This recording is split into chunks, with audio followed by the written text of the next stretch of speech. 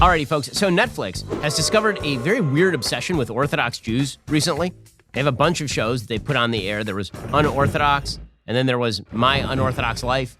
And all of those were really terrible about Orthodox people because it turns out Hollywood really doesn't like religious people. But apparently, there is a new show on Netflix called Jewish Matchmaking. I've been informed that it's not quite as bad as the other ones, but we will evaluate. My name is Eliza Ben Shalom, and I am a matchmaker and dating coach. Welcome. Finding your person is the hardest thing to do in the entire world. And that's where I come in. All right, let's do the first clip. Okay.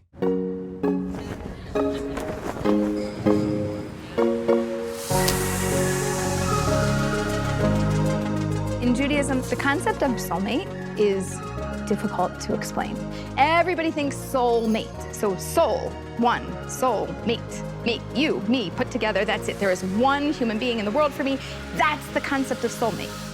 It's not. Soulmates, they're made in heaven. And when we come down into this world, we actually have options. And so the way that you make a soulmate in this world is that you get married under the chuppah. In that exact moment that you choose to get married, that person is your soulmate. Okay, so far so good. That's a pretty good synopsis. Is there only one soulmate for everybody? I think it's unclear that Jewish philosophy says there's only one soulmate for everybody. I mean, I think that the basic idea is that you become soulmates with each other as you get married and then live together. The idea that this person is your soulmate because they are, in the biblical language, ezer kenegdo, which means literally a helper against you, is correct.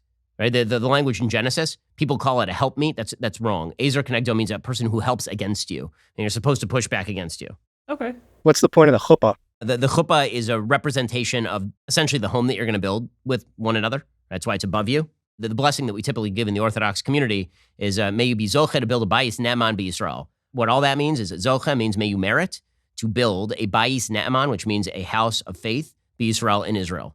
Not in like the land of Israel, but like in the community of Israel. All right, so this is who, Danny? Danny. This is our first, I guess, contestant. This is Jake's girl. Okay.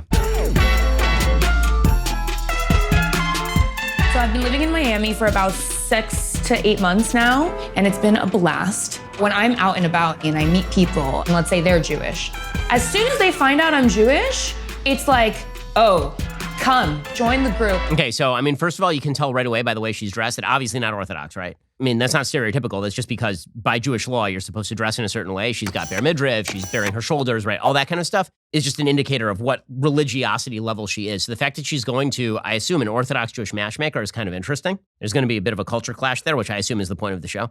But you'd immediately identify her as, at a maximum, like, identified with conservative Jewry. This is kind of her preferences. Let me know what you think of her preferences. I want them to be obsessed with me. Okay. I want them to treat me like the queen that I am.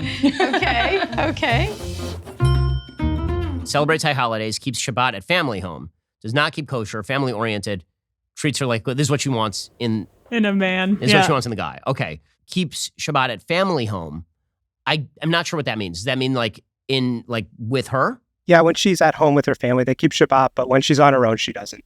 That's going to be a hard standard to keep. I mean, this is basically somewhere between, I would say this is kind of conservative Judaism, probably. You're going to like this next one, I think. And I want someone with like very strong eyebrows, because I'm the eyebrow queen. I have the most perfect eyebrows in the world. I mean, look at these babies. They're magnificent. Thank you. I have an Instagram account called Icon Brows. And it's just pictures of my eyebrows in different places of the world. I don't know why I'm like this. Ben, why haven't we thought of this for you? I mean, because I would not allow such a thing.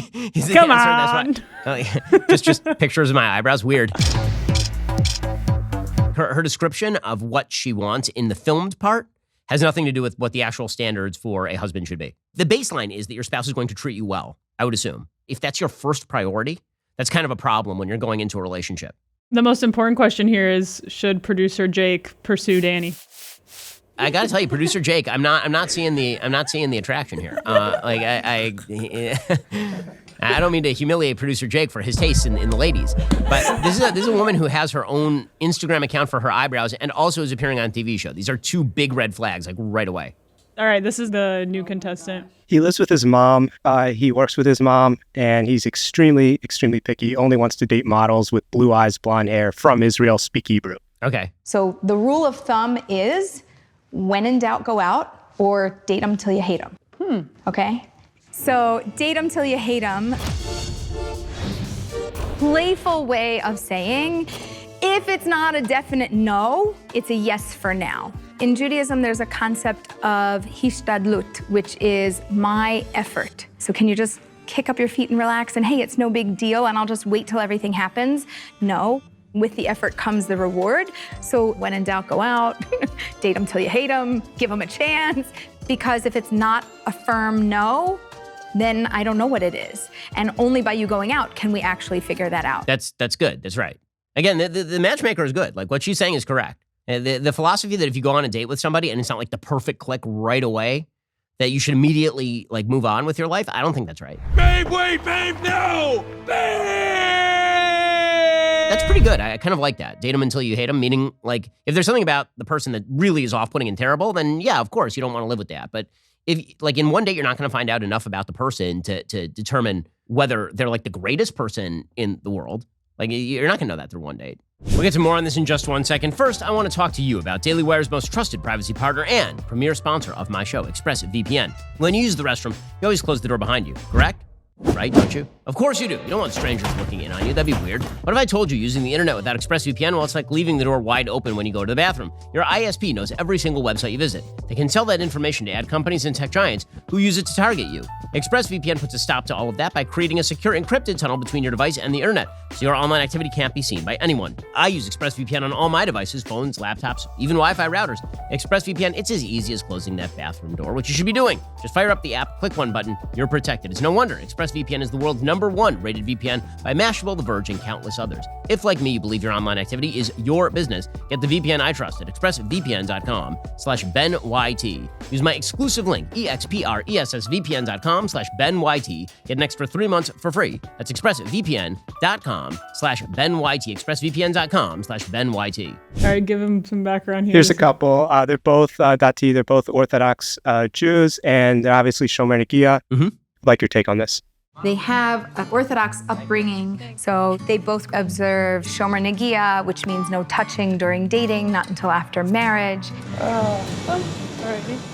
The benefit to anybody holding by Shomer Negia is that if you do really like them, it's not just because of how they touched you, it's because of how they touched your heart that actually makes the real difference. That's right. That is the standard of Shomer Negia. It is the absolute standard in the Orthodox community. Now, does everybody make it? No. I think it's a good standard. I think Shomer Negia is a good thing. It is the idea is you delay any sort of physical contact until there's actual commitment, which is an excellent way of weeding out the idea that you're going to marry somebody just for the sex, or you're going to marry somebody just because you're physically interested in them. What about this idea, though, if you like buy a car, you're going to take it for a test drive? Yeah, that's bullshit.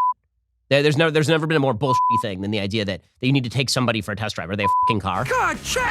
But what if you marry and you find out that there's actually issues there, that you're not compatible? I truly do not believe that there are sexual issues between a man and a woman that cannot be overcome in nearly all cases. If you're virgins until marriage, you know what feels what's amazing? Sex. Sex is awesome. And you're not going to have any basis for what would have been even better is sex with that random person. Because you've never done that. You literally have no basis for comparison. Let's put it this way. When has a man last broken up with a woman for dramatic sexual incompatibility? For all of human history, people have been able to fit pegs in holes. So I'm confused as to exactly what the notion of fundamental sexual incompatibility is, unless you're talking about like serious sexual dysfunction, like an actual physical problem. That's like saying that you shouldn't marry somebody if they have some other physical problem. I find that whole argument absolutely unconvincing and an excuse for dudes to bang ladies. That's fair. I want to explore further and see if he's somebody that prays 3 times a day with a minion, which is what I see my father do, my brothers do. I think that's like the piece that I would love for that to fall into place. Religiously, I've been to a lot of yeshiva systems. I love them. I understand them. But honestly, probably my mind doesn't conform to that. Okay. One thing you can say, I'm not a learning boy. Okay. I like working. I like having a good time. I don't consider myself a learning boy.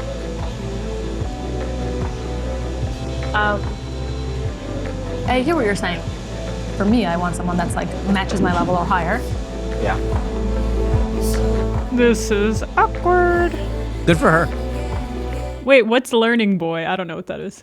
So he says, so she wants him to go and study Torah. In the Jewish community, like we all allocate our time sort of differently in terms of Bible study or Talmud study. You know, when he's saying I'm not going to learn so much, what he's actually saying is he's like on the modern half of the modern Orthodox scale. So modern Orthodoxy is like you keep kosher, you keep Shabbat, you keep the laws of Nida, which are like family purity. There's certain times of the month when you are allowed to have sex with your spouse, and certain times of the month when you're not, and it's based on her biology typically. But you keep those three things and you're considered Orthodox. What she's saying is that she wants him to learn more. She wants him to go to shul 3 times a day. She wants him to pray with a minyan 3 times a day. A minyan is 10 men. And he's like, I'm not sure I'm going to do any of that sort of stuff. And she's like, well, I want somebody who's at least as religious as I am or more. Which, by the way, is a pretty good standard, because the truth is that the woman's level tends to be the level that is adopted by the household. And so she doesn't want to have to fight her husband. So what she's saying is, the way I want to live our life is I want my kids to see dad going to shul 3 times a day. And he's saying, I'm not sure I want to do that. And she's saying, okay, well then I'm not sure that I'm up for this. I hear there's a great match in the pipeline. Yes. Want to tell me a little bit about her? I was, Rebbe, honestly, she's so easy to talk to, and she's fun, and So that's the date wonderful. went so well, but when I dropped off, she went to Daven Marav. Is that a bit much for you? She's going to Daven Marav, and those are one of the 3 prayers that we daven throughout the day. A lot of girls want a person that specifically davens 3 times a day with minyan. And I'm not there yet. It's something I am working on, but she's already there. I often have advised guys over the years, decades, that they should marry up. Because the girl... Marry up spiritually. Yes, marry up spiritually. So, I mean, in Judaism, it's much more of a partnership than like one is the spiritual head of the household. Like the man is, you know, in many ways the leader of the household, but not in that way. Judaism typically holds that women are more spiritual than men. By the sin of the golden calf, the idea is the men were the ones who were actually doing that, the women were not. Right? He may be thinking, well, that's too much pressure on me. It makes me feel oppressed or whatever. Okay, so then you shouldn't get married to her. My wife's family, I would say that I was a little bit more religious than my wife. She wanted to be more religious. That's the difference. So when we started dating, I said, like, here are the things I do, right? And I spelled it out for her, and I was more religious than she was. And she's like, that sounds great. I want to do all those things. Like, one of her goals was to become more religious. If she'd felt like, oh my God, it's so oppressive, I can't believe that he wants to do those things, then it wouldn't have worked out. All right, next. This guy's a trip. I am not open-minded politically.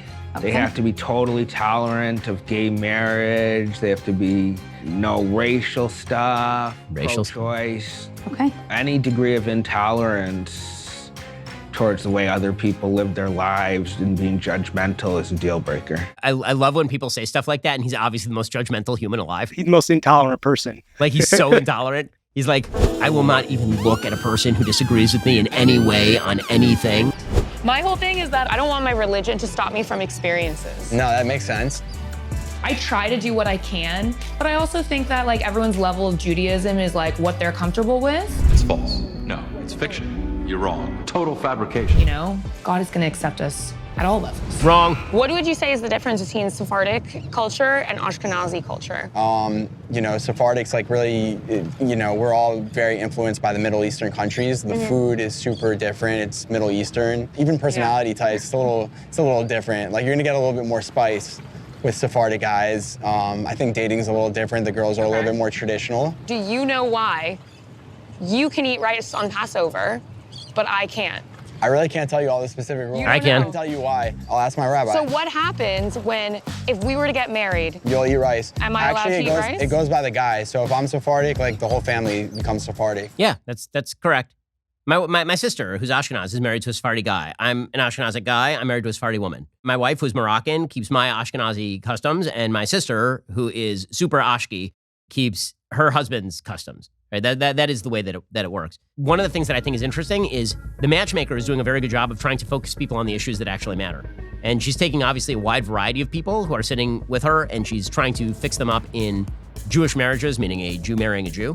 Obviously not inside just the Orthodox community. I think that if you look at the kinds of dates that are being held right there, the level of substantive and interesting conversation is so high in the Orthodox dates versus what it is in the non-Orthodox dates. It's one of the big reasons why I favor Orthodoxy. Honestly, like the show is doing a pretty good job of, I think, illuminating what Jewish dating is like inside the Orthodox community, and then also what the priorities ought to be in dating broad scale, which is values first. There were 2 big red flags. One was that she was a vegan, and one was that she had 2 cats. Wow. Yeah.